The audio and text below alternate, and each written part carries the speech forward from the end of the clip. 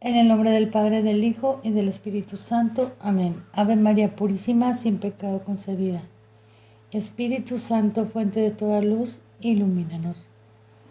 Oh Señor, muéstranos tu rostro y seremos salvos. Muy queridos hermanos, ahora vamos a terminar de leer la declaración de Monseñor Carlos María Viganó. Comenzamos.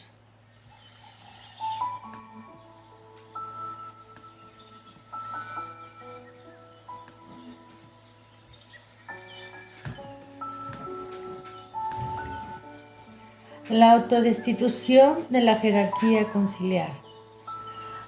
¿La Iglesia habría entonces comenzado a enseñar el error? ¿Podemos creer que la única arca de salvación es al mismo tiempo un instrumento de perdición para las almas? ¿Que el cuerpo místico se separa de su cabeza divina Jesucristo, rompiendo así la promesa del Salvador? Evidentemente, esto no puede ser admisible y quienes lo sostienen caen en la herejía y en el cisma. La Iglesia no puede enseñar el error ni su cabeza. El romano pontífice puede ser a la vez hereje y ortodoxo. Pedro y Judas, en comunión con todos sus predecesores y al mismo tiempo en cisma con ellos. La única respuesta teológicamente posible es que la jerarquía conciliar, que se proclama católica pero abraza una fe diferente de la enseñada sistemáticamente durante 2000 años por la Iglesia Católica, pertenece a otra entidad y en consecuencia no representa a la verdadera Iglesia de Cristo. A quienes me recuerdan que el arzobispo Marcel Lefebvre nunca llegó a cuestionar la legitimidad del romano pontífice, aún reconociendo la herejía e incluso la apostasía de los papas conciliares, como cuando exclamó: Roma ha perdido la fe, Roma está en apostasía. Les recuerdo que en los últimos 50 años la situación ha empeorado dramáticamente y que muy probablemente este gran pastor actuaría hoy con tal firmeza, repitiendo públicamente lo que entonces decía solo a sus clérigos. En este concilio pastoral, el espíritu del error y de la mentira ha podido obrar a sus anchas, colocando por doquier bombas con retardo que harán estallar las instituciones a su debido tiempo. Principios y directivas, 1977. Y también, quien está sentado en el trono de Pedro participa en cultos de falsos dioses. ¿Qué conclusión debemos sacar, quizá dentro de unos meses, frente a estos reiterados actos de comunicación con los falsos cultos? No lo sé, me lo pregunto, pero es posible que nos veamos obligados a creer que el Papa no es Papa, porque a primera vista me parece, todavía no quiero decirlo de manera solemne y pública, que es imposible que sea Papa, quien es hereje pública y formalmente. 30 de marzo de 1986. ¿Por qué entendemos que la Iglesia sinodal y su líder Bergoglio no profesan la fe católica? Por la adhesión total e incondicional de todos sus miembros a una multiplicidad de errores y herejías ya condenados por el magisterio infalible de la Iglesia Católica y por su ostensible rechazo de toda doctrina, precepto moral, acto de culto y práctica religiosa no sancionada por su concilio. Ninguno de ellos puede en conciencia suscribir la profesión de fe tridentina y el juramento antimodernista, porque lo que ambos expresan es exactamente lo contrario de lo que el Vaticano II y el llamado Magisterio Conciliar insinúan y enseñan.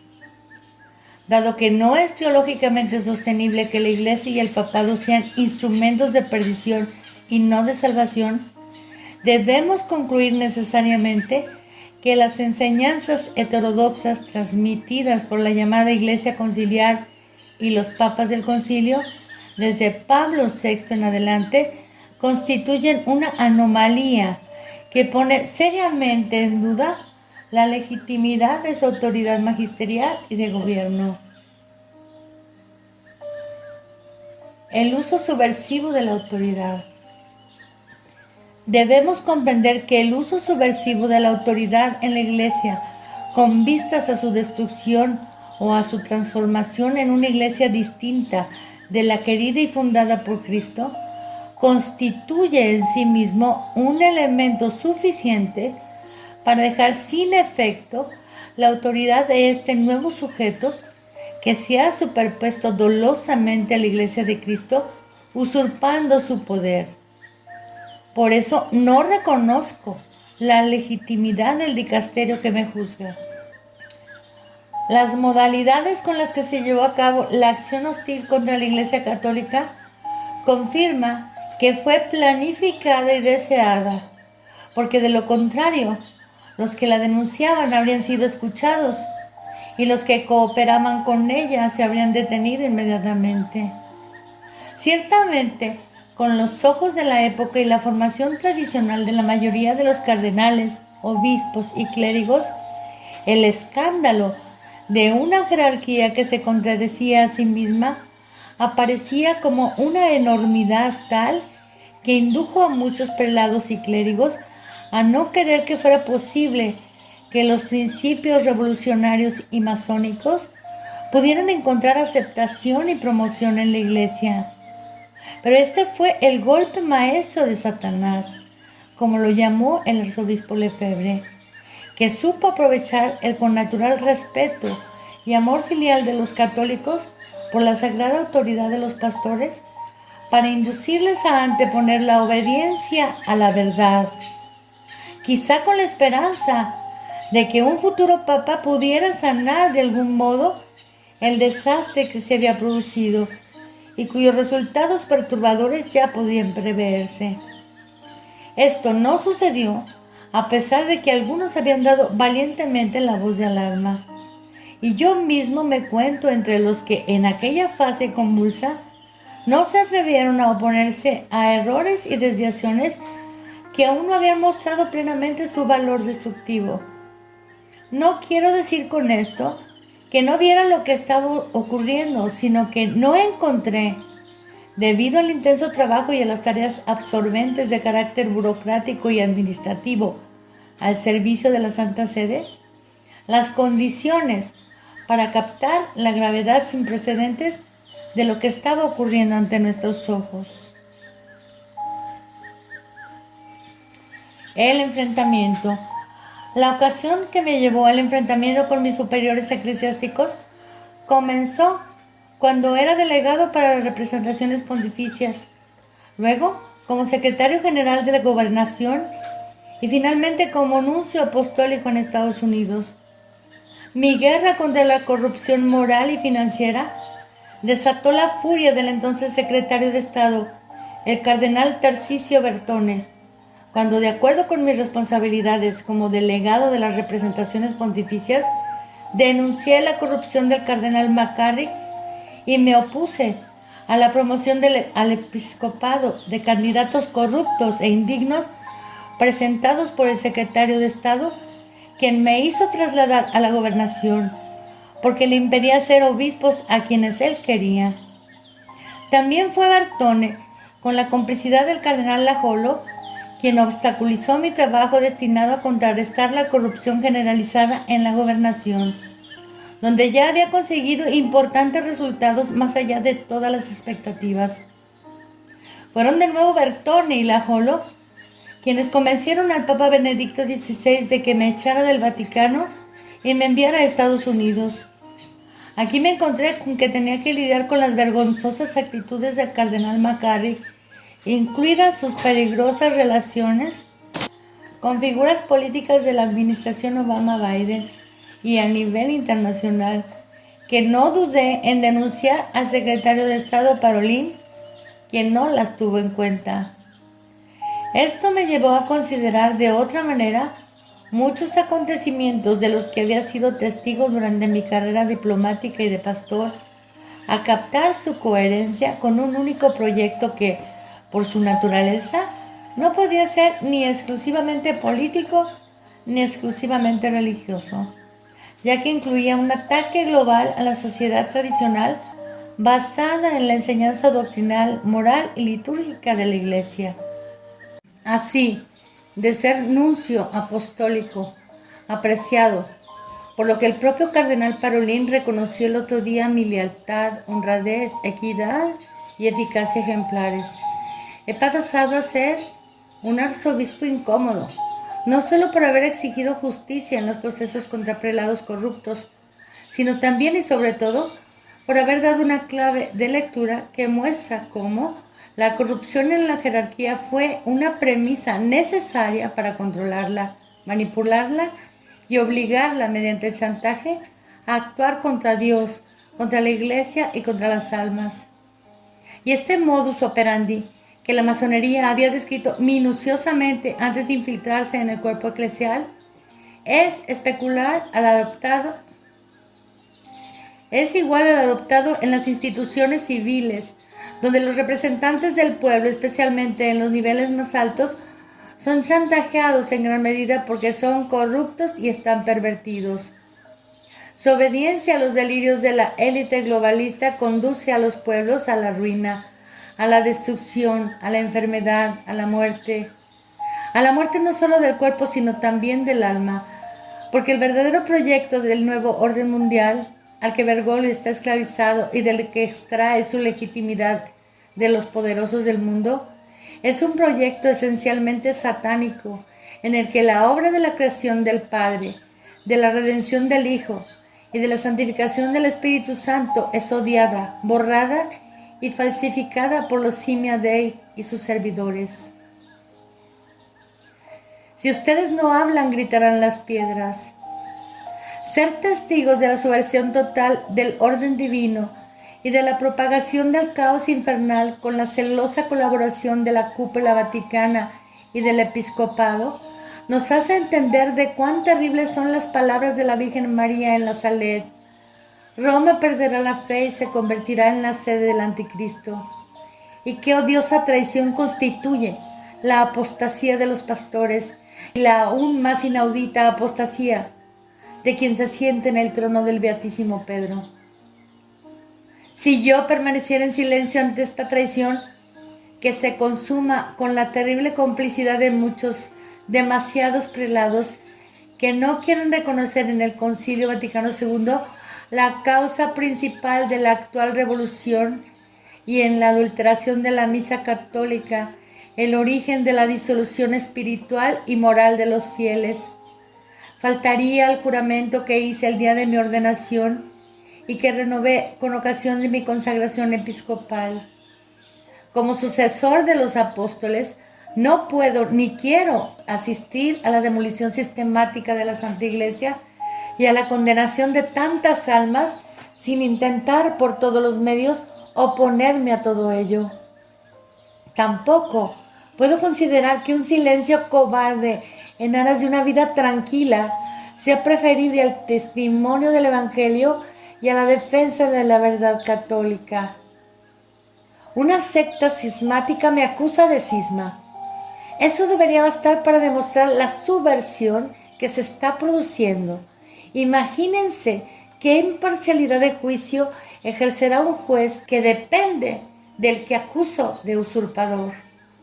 Pero precisamente porque este asunto es emblemático, me gustaría que los fieles que no tienen por qué conocer el funcionamiento de los tribunales eclesiásticos comprendieran que el delito de cisma no se consuma cuando existen razones fundadas para considerar dudosa la elección del Papa a causa del vicio de consenso y por las irregularidades o violaciones de las normas que rigen el cónclave. La bula cum ex apostolatus officio de Pablo IV estableció a perpetuidad la nulidad del nombramiento o elección de cualquier prelado, incluido el Papa, que hubiera caído en la herejía antes de su promoción a cardenal o elevación a romano pontífice. Define la promoción o elevación como nula, irrita e inanis, es decir, nula, inválida y sin valor alguno. Aunque haya tenido lugar con la concordancia y el consentimiento unánime de todos los cardenales, ni siquiera se podrá decir que haya sido convalidada por la recepción del cargo de la consagración o de la posesión, o por la entronización del mismo romano pontífice, o por la obediencia que todos le presten y por el transcurso de cualquier tiempo en el dicho ejercicio de su cargo.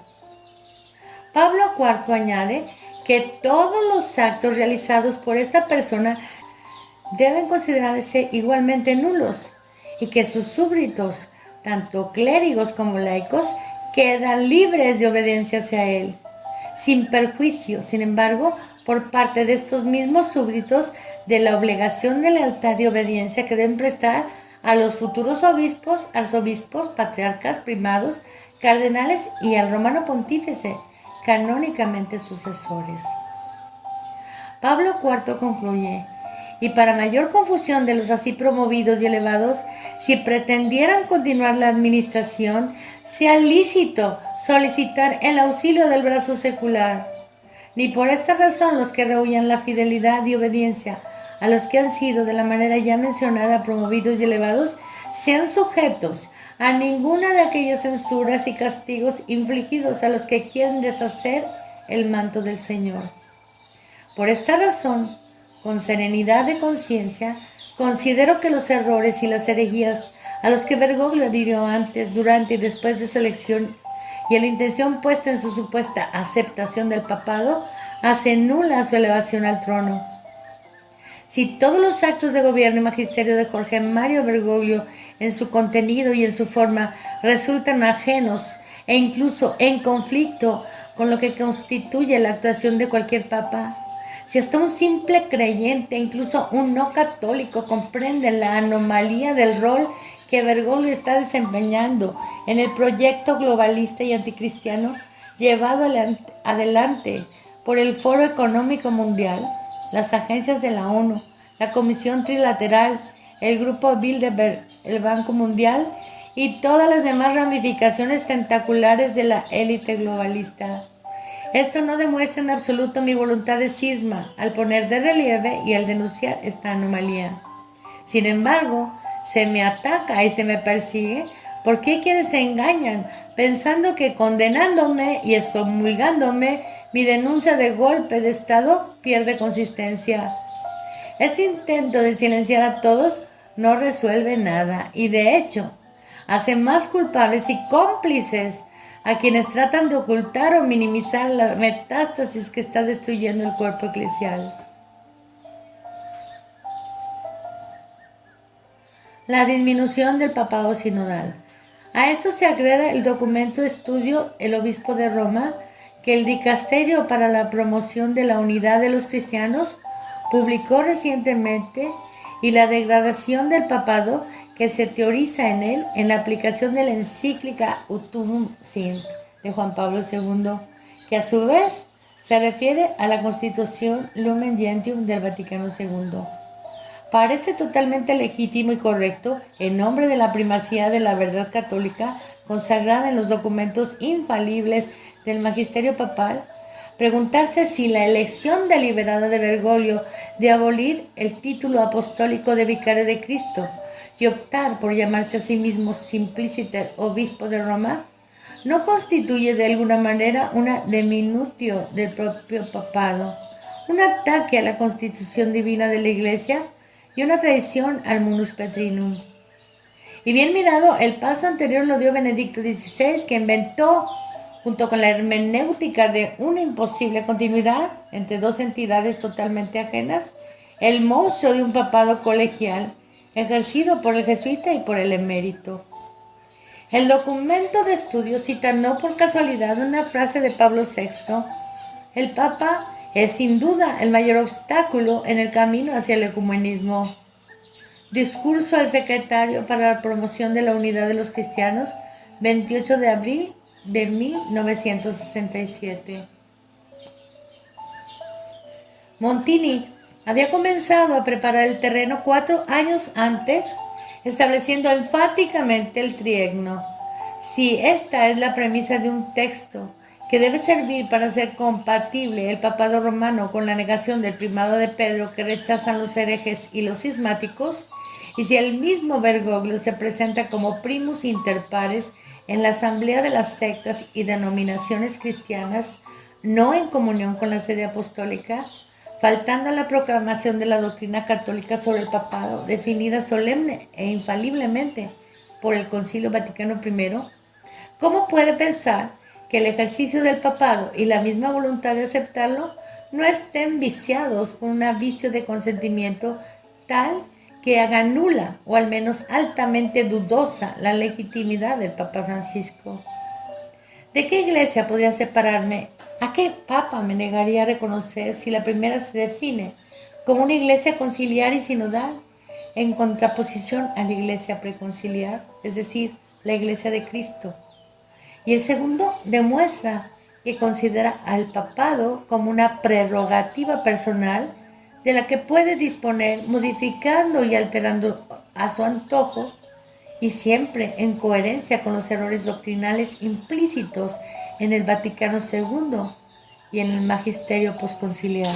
El papado romano, el papado, para entendernos, de Pío IX, de León XIII, de Pío X, de Pío XI, de Pío XII, es considerado un obstáculo para el diálogo ecuménico, y el diálogo ecuménico es perseguido como la prioridad absoluta de la Iglesia sinodal, representada por Bergoglio. ¿De qué otra manera podría materializarse este diálogo si no es en la eliminación de aquellos elementos que hacen al papado incompatible con él y por lo tanto manipulándolo de una manera totalmente ilegítima e inválida? El conflicto de tantos hermanos y fieles. Estoy convencido de que entre obispos y sacerdotes hay muchos que han experimentado y experimentan aún hoy el desgarrador conflicto interior de verse divididos entre lo que Cristo Pontífice les pide, y ellos lo saben, y lo que el que se presenta como obispo de Roma impone por la fuerza, con chantajes y con amenazas. Hoy es tanto más necesario que los pastores despertemos de nuestro letargo. Nuestra responsabilidad frente a Dios, a la iglesia y a las almas nos exige denunciar inequívocamente todos los errores y desviaciones que hemos tolerado durante demasiado tiempo, porque no seremos juzgados ni por Bergoglio ni por el mundo, sino por nuestro Señor Jesucristo. A Él daremos cuenta de cada alma perdida por nuestra negligencia, de cada pecado cometido por ella a causa nuestra, de cada escándalo ante el que hemos callado por falsa prudencia, por quietud, por complicidad. En el día que debería comparecer frente al dicasterio para la doctrina de la fe, para defenderme, he decidido hacer pública esta declaración mía, a la que añado una denuncia contra mis acusadores, su concilio y su papa. Ruego a los santos apóstoles Pedro y Pablo, que consagraron la tierra del alma urbe con su propia sangre, que intercedan ante el trono de la majestad divina para que obtenga que la Santa Iglesia sea finalmente liberada del asedio que la eclipsa y de los usurpadores que la humillan, haciendo de la Domina Gentium la sierva del plan anticristiano del nuevo orden mundial. En defensa de la Iglesia. La mía no es pues una defensa personal, sino de la Santa Iglesia de Cristo, en la que he sido constituido obispo y sucesor de los apóstoles, con el mandato preciso de custodiar el depósito de la fe y de predicar la palabra, insistir oportuna e inoportunamente, reprender, exhortar con toda paciencia y doctrina. 2 de Timoteo 4:2. Rechazo con vehemencia la acusación de haber trasgado el manto inconsulti del Salvador y de haberme sustraído a la suprema autoridad del Vicario de Cristo para separarme de la comunión eclesial con Jorge Mario Bergoglio. Primero tendría que haber estado en comunión con él, lo cual no es posible, desde el momento que el mismo Bergoglio no puede ser considerado miembro de la Iglesia debido a sus múltiples herejías y a su manifiesto extrañamiento e incompatibilidad con el cargo que invalida e ilícitamente ostenta. Mis acusaciones contra Jorge Mario Bergoglio. Frente a mis hermanos en el episcopado y todo el cuerpo eclesial, acuso a Jorge Mario Bergoglio de herejía y cisma, y como hereje y cismático exijo que sea juzgado y apartado del trono que indignamente ocupa desde hace más de 11 años. Esto no contradice en absoluto el adagio prima sedes anemine judicatur, porque es evidente que un hereje, en la medida en que no puede asumir el papado, no está por encima de los prelados que lo juzgan. Acuso igualmente a Jorge Mario Bergoglio por haber provocado, a causa del prestigio de la autoridad de la sede apostólica que usurpa, graves efectos adversos, esterilidad y muerte en los millones de fieles que han seguido su martillante llamada a someterse a la inoculación de un suero génico experimental producido con fetos abortados, llegando incluso a hacer publicar una nota indicando su uso como moralmente lícito. Tendrá que responder ante el tribunal de Dios por este crimen contra la humanidad. Por último, denuncio el acuerdo secreto entre la Santa Sede y la dictadura comunista china, por el que la Iglesia es humillada y obligada a aceptar el nombramiento gubernamental de obispos, el control de las celebraciones y las restricciones a su libertad de predicación, mientras los católicos fieles a la sede apostólica son perseguidos impunemente por el gobierno de Pekín ante el silencio cómplice del Sanedrín romano. Y esto comenzó con Juan Pablo II, mis hermanos. Vean, Tradition in Action. Te resistimos en la cara, creo que se llama el artículo. El rechazo de los errores del Vaticano II.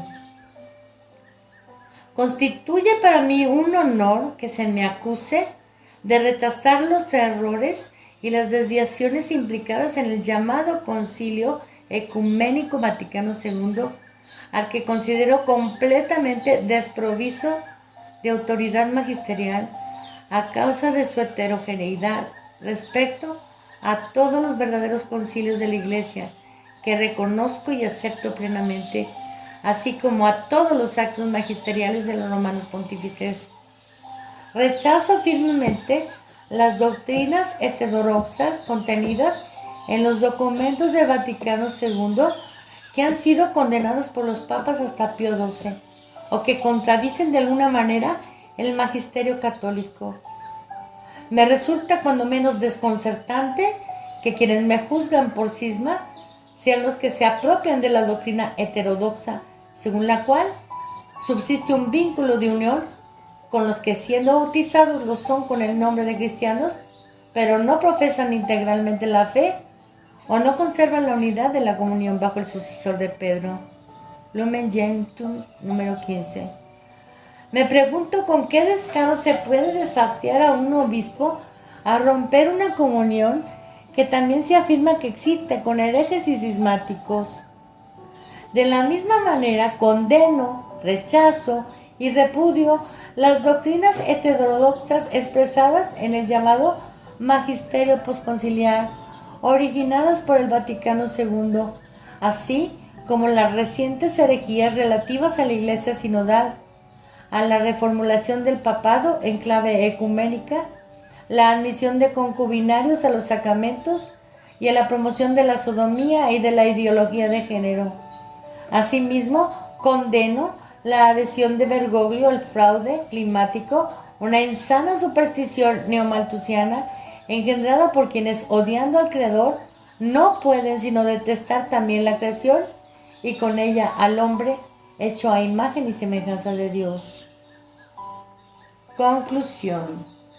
A los fieles católicos, hoy escandalizados y desorientados por los vientos de novedad y de las falsas doctrinas que promueven e impone una jerarquía rebelde al Divino Maestro, les pido que recen y ofrezcan sus sacrificios y ayunos pro liberate et exaltationes Santa Matis Ecclesia, para que la Santa Madre Iglesia recupere su libertad y pueda triunfar con Cristo después de este tiempo de pasión. Que los que han tenido la gracia de ser incorporados a ella en el bautismo no abandonen a su madre hoy sufriente y postrada. Tempora bona veniat, pax Christi veniat, regnum Christi veniat. Dado en Viterbo, 28 de junio del año del Señor 2024. Vigilia de los Santos Apóstoles Pedro y Pablo. Carlo María Viganó, arzobispo.